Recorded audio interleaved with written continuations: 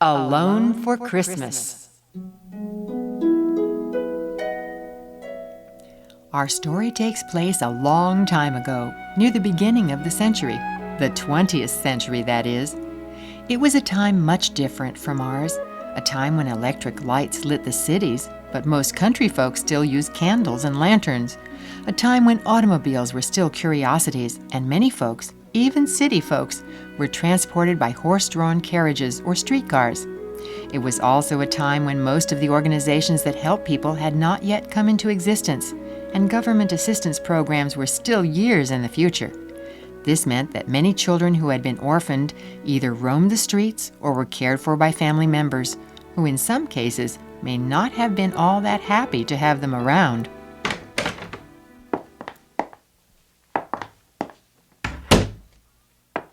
That you, Thomas? You're late, you know. I know, Aunt Agatha. I'm sorry, but How many times do I have to tell you, do not call me Aunt? I am not your aunt.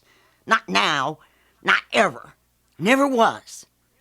I'm your mother's second cousin. And that makes you, well, a cousin of some sort, too, I guess. But not a very close one. And your mother had to up and die on us, so here you are.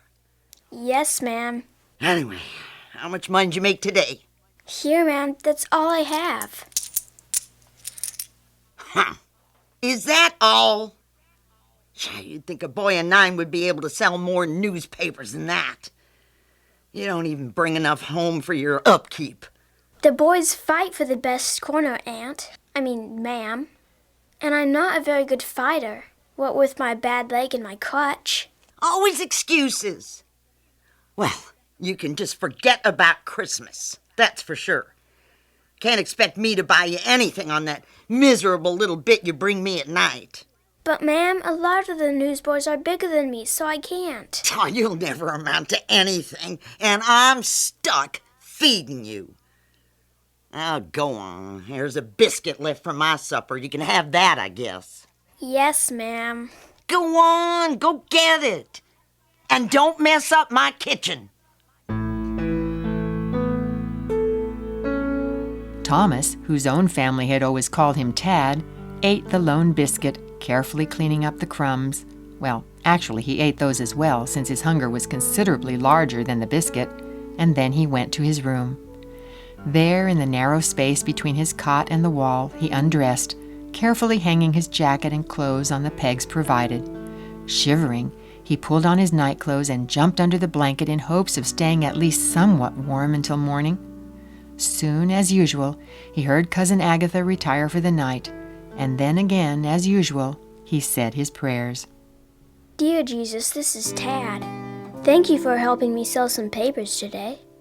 Please help Cousin Agatha to like me more, just like Mother and Father used to. I just want somebody to like me, Jesus. Tomorrow is Christmas Eve, so could you please send me a friend for Christmas? That's all I want. Thank you. Amen.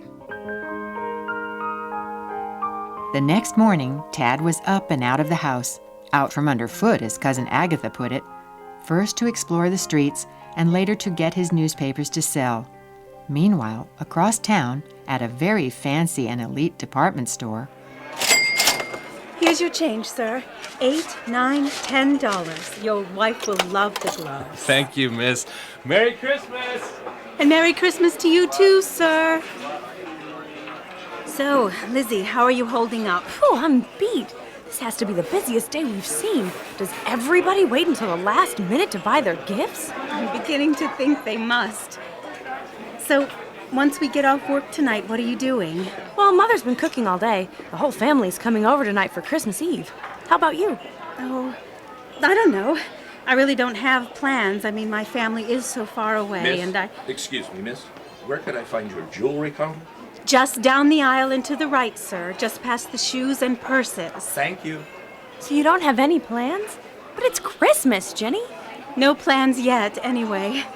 Oh, no, he's going the wrong way. I'd better catch up with him. Excuse me. Pardon me. Oh, I'm so... Mr. Krause. Oh, Well, Well, Miss Layton, it seems you're in a bit of a hurry. One of our customers, sir, he wanted the jewelry counter and he turned the wrong way, and By all means, Miss Layton, find our customer and direct him properly. Quickly, now. Yes, sir, I'm going. I'm going.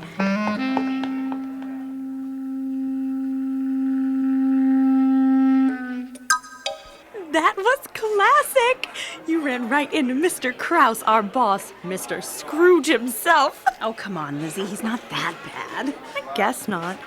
At least he gave us a little Christmas bonus, but he just seems so old and stiff. I don't think he's so old, Lizzie, just a little gray in his sideburns. But he is pretty aloof. At least I didn't get fired for plowing right into him.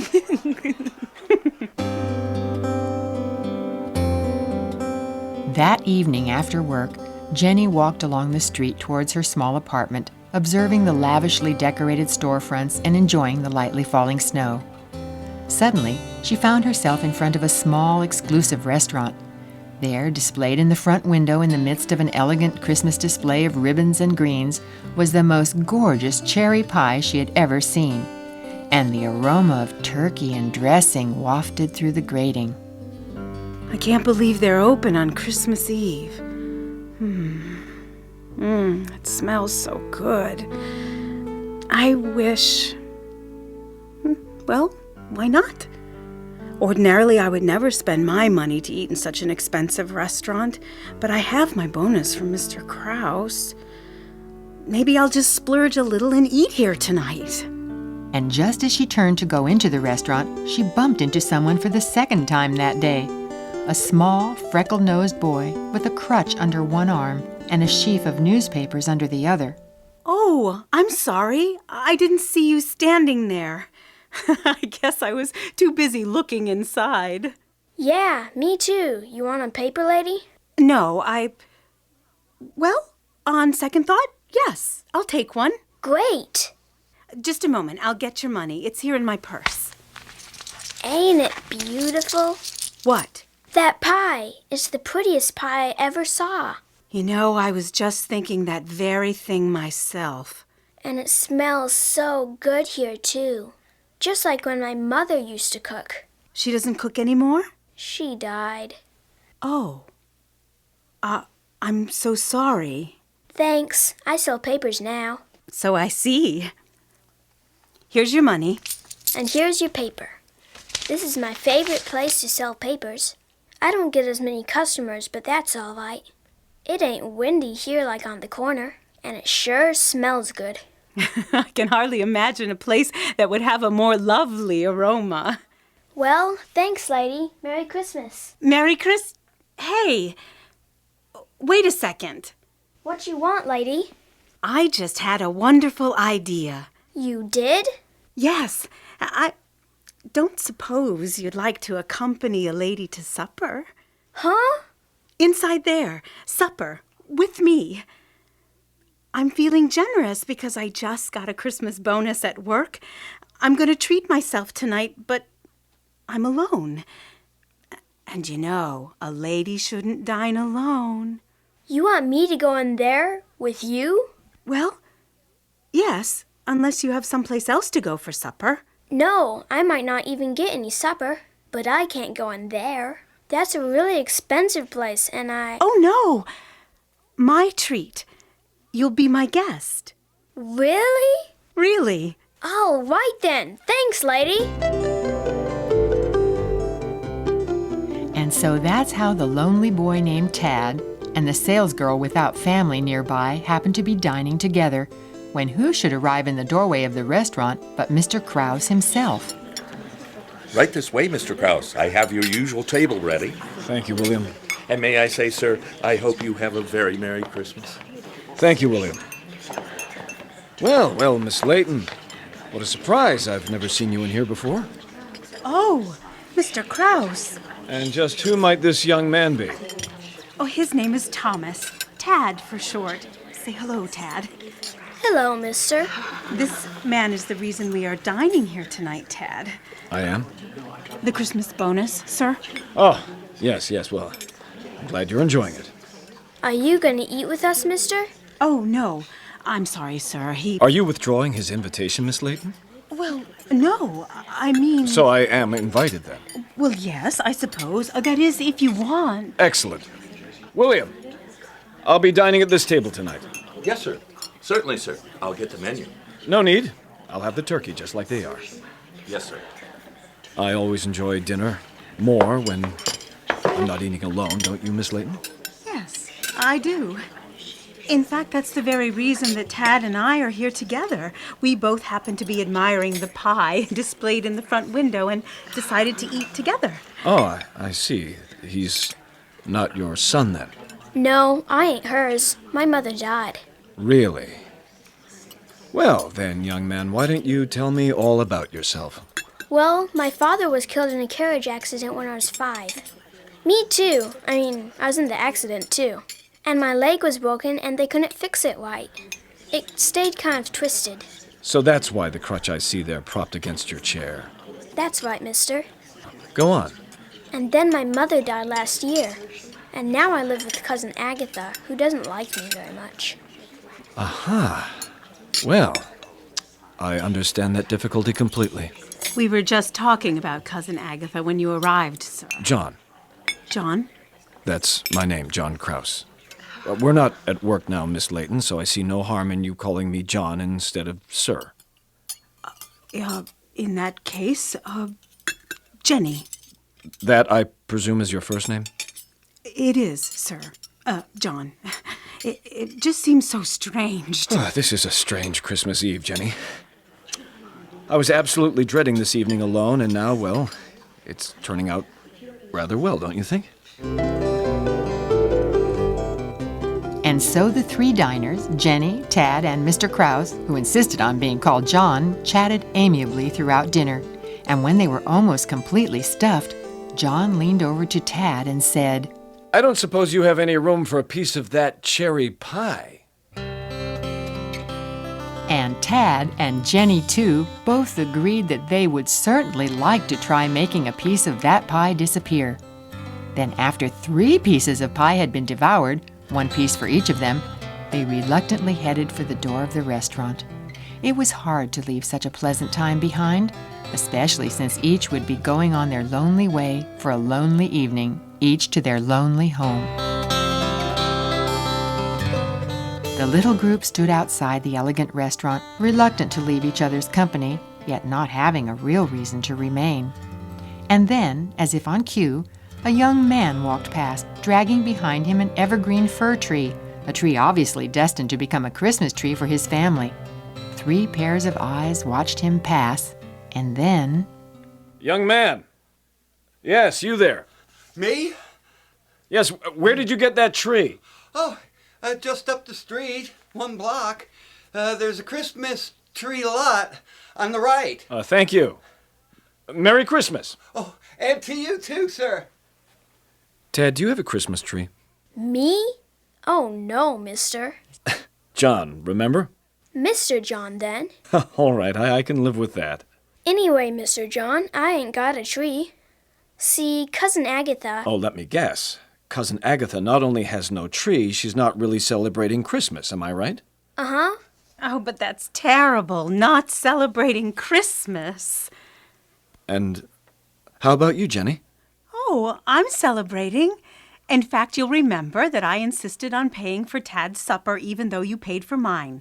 It's my present to him. I mean about the tree. Do you have one? Oh, well, Oh, I thought as much. And I have an idea. Do you see that carriage over there? Yes.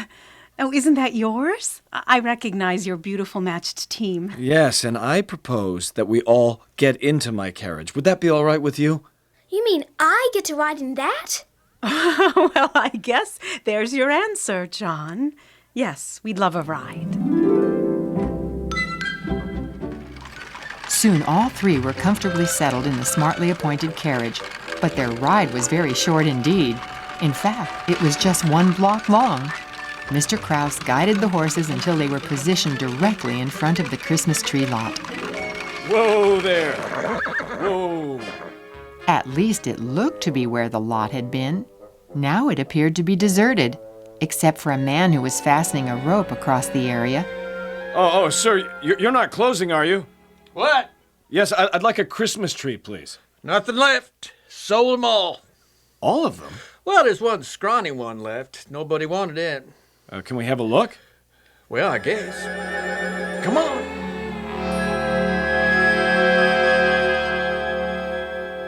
Yeah, you're right. This tree is a little sad looking. I told you. It's all right. I like this tree. Anyway, we can't leave it here. It looks so lonesome. But it really isn't much of a tree. Sure it is. It's just little, and it's kinda... Twisted? Yeah. But it doesn't really matter, does it? It doesn't have to be a perfect tree to be a good tree, right, Tad? Yeah, that's right. I see what you mean. On second thought, it's a very fine tree. I'll make you folks a deal. Real cheap. No, my man, this is a valuable tree. You have no idea just how valuable. So I insist. The full price. Once the tree was purchased and tied to the rear of the carriage, the next stop, according to Mr. Krause's plan, was to speak with Cousin Agatha. No, I don't want no tree in here. Where's Tad anyway? And give me the money from his newspaper sales today. He's in my carriage, madam, and here. This should more than cover his newspaper earnings, along with a little extra money for your Christmas. I don't do Christmas, mister. But, yeah, well, this'll cover it just fine. I don't, suppose it would be all right with you if Tad came with me for tonight, and for tomorrow as well. I promise to take excellent care of him. And here, this is my card. My address is there, clearly printed on the card. Take him, you say? For tonight? Yes, and tomorrow for Christmas. Sure. You can have him. He's nothing but trouble around here anyways. Keep him for a week if you want. Well, as long as he comes by here with his paper money. Have no fear, madam. You will be compensated adequately. After leaving Cousin Agatha's house, Mr. Krause drove them back to his department store where Jenny and Tad helped him load boxes of ornaments and lights, garlands, and tinsel. Then off they went to the Krause residence, a lovely home on the bluff overlooking the river. There, all of the Christmas goodies in the carriage were unloaded and hauled into the parlor, where within an hour the scrawny, twisted tree had been transformed into a bright, glittering, magnificent spectacle. It's just beautiful. It's the best Christmas tree I ever saw, Mr. John. It did turn out rather well, didn't it? Here's the cocoa you ordered, Mr. Krause. 3 mugs full. Oh, sir, it's wonderful. Why, you haven't had a Christmas tree in this house since... No, Maggie, let's not bore our company with history. Yes, sir. Just set the tray there, please, and thank you. That evening was the nicest Christmas Eve that Jenny, Tad, or John had experienced in recent memory. What initially had begun as a lonely evening for all three turned into a celebration full of happiness and companionship. After Maggie had shown Tad to his room for the night, John and Jenny sat looking at the tree, each enjoying its cheerfulness and the friendly conversation. This has been the most wonderful evening, John. And for me as well. Would you like some more hot chocolate? Oh, no, thank you. Everything is perfect, just as it is. John, would I be too intrusive? What is it? Well, your housekeeper, Maggie, she said something about your not having a Christmas tree since... Did something happen? Maggie's been with me for a long time, and I guess she knows more about me than anyone. Yes, you're right. Something did happen, something I try not to think about. Oh, I'm sorry. Never mind. No, I think, given our new friendship, that you have a right to know. You see, I once had a wife. Oh. And a little girl. Just a little younger than Tad, in fact. You did? Yes, her name was Betsy. My little girl, that is, and my wife's name was Adrian. What happened? What happened was diphtheria. Oh, no. Both of them? Yes, they died within a week of each other. And I guess, well, I've just never recovered. We had such a wonderful family, and it meant all the more to me because, just like Tad, I was once an orphan and was raised by an aunt who already had too many children of her own to be very glad to have another one underfoot. I'm so sorry. So I guess tonight was just a reminder to me that there still is happiness in the world. And to think that you were the one who inspired me. Me? I inspired you? Yes, you and Tad, when I learned that he wasn't your son, but your guest for dinner. Well, I couldn't very well leave him on the street, could I? After all, we had both fallen in love with the same cherry pie. No, I guess you couldn't have left him on the street any more than I could bear to come back here to my lonely house. Christmas is a time to be shared with others, to be with friends, which brings me to ask a very important question. A question? Yes. Do you suppose that I could come by tomorrow, say about 9 in the morning, and pick you up for the day? After all, there's a young lad asleep in the bedroom there that would certainly enjoy your company. And for that matter, there's a big lad sitting right here that would enjoy your presence as well. Well, Don't tease me now. This is serious. Will you come? Yes, of course I'll come, John. And thank you. Just think, I was dreading Christmas, dreading the fact that I would be alone on such an important day. And now... And now, neither one of us is alone. It doesn't get much better than that.